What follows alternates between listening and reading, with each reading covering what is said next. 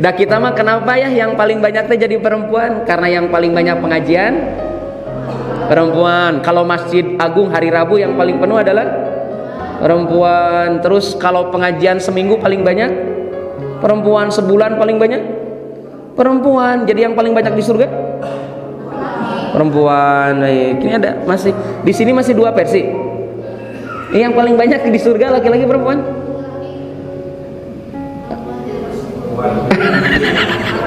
Kita ulangi ya. Kan yang paling banyak pengajian ibu-ibu, yang paling banyak ke masjid ibu-ibu. Di Masjid Agung penuh hari Rabu.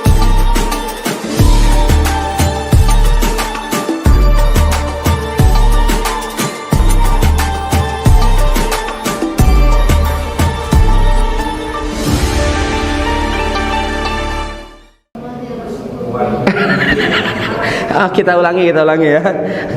Kan yang paling banyak pengajian ibu-ibu, yang paling banyak ke masjid ibu-ibu. Di Masjid Agung penuh hari Rabu.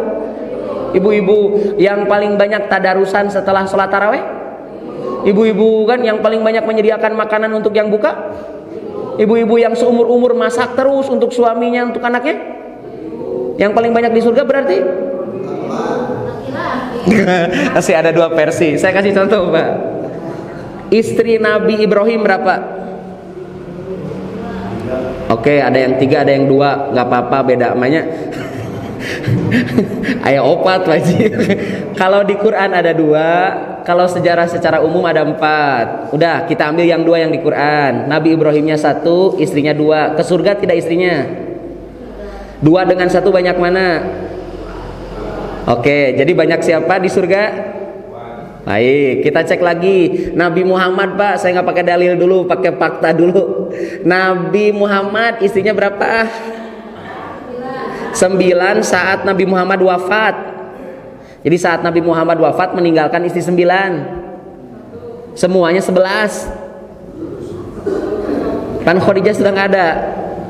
Nah, yang ditinggalkan meninggal oleh Nabi masih ada hidup 9. Dan ada yang sudah meninggal kan ya? Khadijah udah meninggal. Terus nanti ada lagi di tengah-tengah usianya cuma 30-an, itu juga meninggal. Nah, ibu-ibu, kalau kita ambil yang 9 misalnya, udah ambil 9, istri Nabi ke surga tidak, Pak?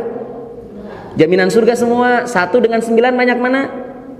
9. Jadi di surga banyak siapa? Masih kekeh, Pak. Setiap, yuk dalil, Pak. Setiap laki-laki yang masuk surga mendapatkan 2 wanita dari dunia.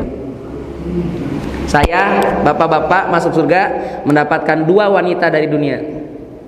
Walaupun istrinya 1. Bapak soleh, istrinya solehah, masuk surga istrinya, menemani suaminya. Tapi masih dapat jatah 1 lagi, Pak.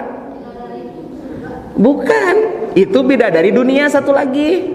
Atau siapa? Istri-istri yang solehah yang belum menikah. Dan di sana mah nanti berpasangan semuanya. Terus yang kedua, istri yang suaminya tidak soleh. Buah binaros ka ibu ke surga, bapak ka neraka, badeng giring moal.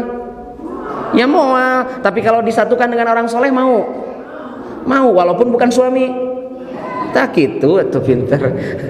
Jadi Pak, di surga itu paling banyak perempuan juga. Belum lagi bidadari, Pak, bidadari akhirat yang di dalam surat Ar-Rahman, lam yatmithunna insun qablahum walajan, yang tidak pernah disentuh jin dan manusia. Itu murni yang di akhirat, Pak. Dipimpin oleh 2 perempuan dari dunia, yang jadi pemimpinnya yang dari dunia. 40, Bu, itu minimalnya. Jadi setiap laki-laki masuk surga mendapatkan 42 bidadari, 2 dari dunia, 40-nya dari. Jadi lebih banyak siapa?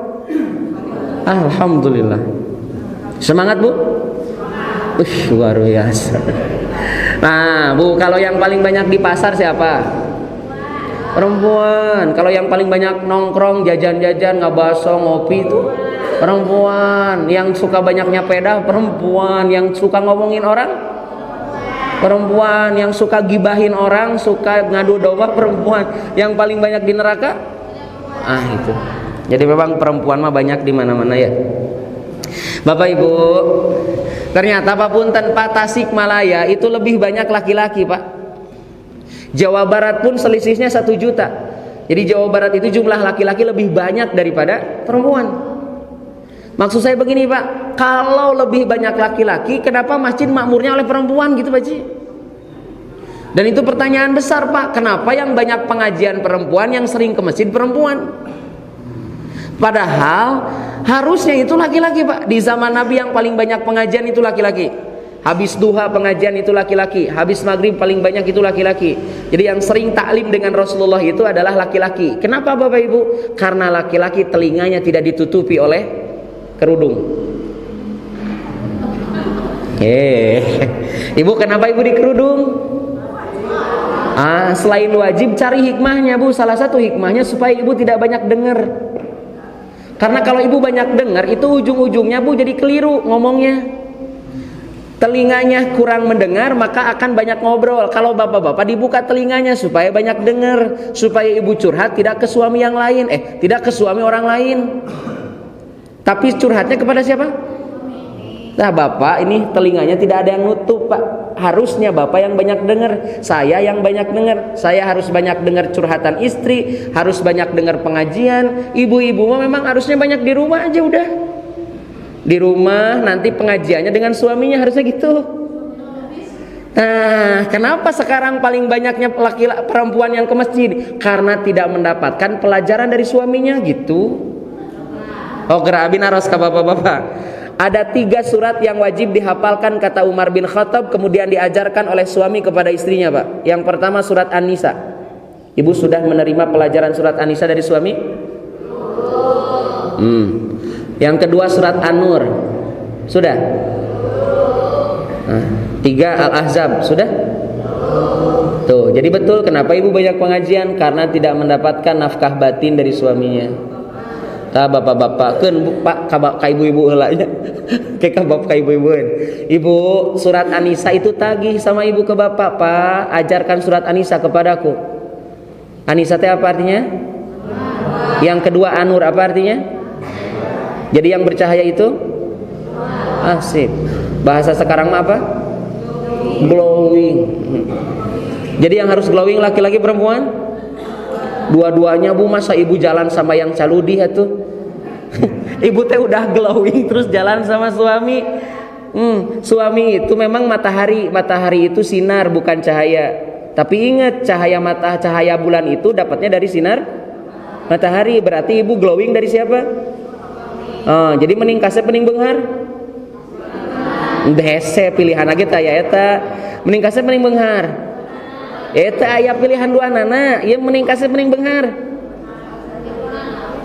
Hese Bu, di dia hungkul ngajawab 2 nana padahal pilihannya ngan 2, jadi 3. Pilihannya tetap Pak benghar. Ini kasih contoh Pak. Masih ingat Abdurrahman bin Auf Pak? Abdurrahman bin Auf orang kaya di zaman Nabi Pak. Di Mekahnya kaya, tapi saat mau hijrah nanya dulu ke istri-istrinya. Wahai istri-istriku, mau ikut denganku tapi tidak membawa harta, atau mau dengan hartaku tapi aku ceraikan kalian? Apa pilihannya Bu? Aku dengan hartamu, nggak apa-apa diceraikan juga. Iya Bu, akhirnya hartanya dimilikilah oleh istri-istrinya Abdurrahman bin Auf dan diceraikan oleh Abdurrahman bin Auf.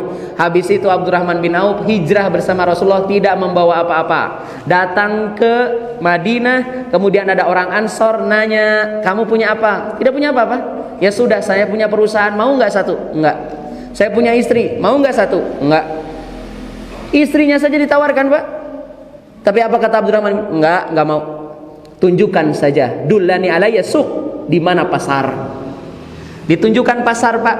Sehari itu padahal tidak bawa apa-apa Pak. Kan kalau kita usaha harus punya modal ya. Modalnya apa?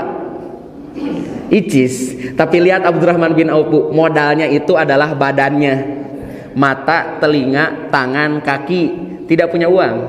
Maka datang ke pasar 1 hari sudah dapat roti, sudah dapat minyak Pak. Tidak punya modal. Modalnya tenaga. Setelah 1 bulan punya emas, maka emas itu dipakai untuk menikahi gadis Madinah. Emasnya nggak besar Pak, tapi bisa untuk menikah. Nikahlah dengan emas itu. Terus Pak berkembang hartanya. Abdurrahman bin Auf, ini teh kemandirian Pak. Mudah-mudahan kita pun begitu. Ini modal besar. Saya dengan Bapak diberi modal, tubuh, mata, penglihatan semuanya. Maka kalau disuruh oleh Allah ke masjid, masa ia tidak dipakai ke masjid? Dolim namanya. Mata dari Allah, telinga dari Allah, kaki dari Allah, kaki dari Allah. Hayya 'alas shalah. Nanti ya Allah.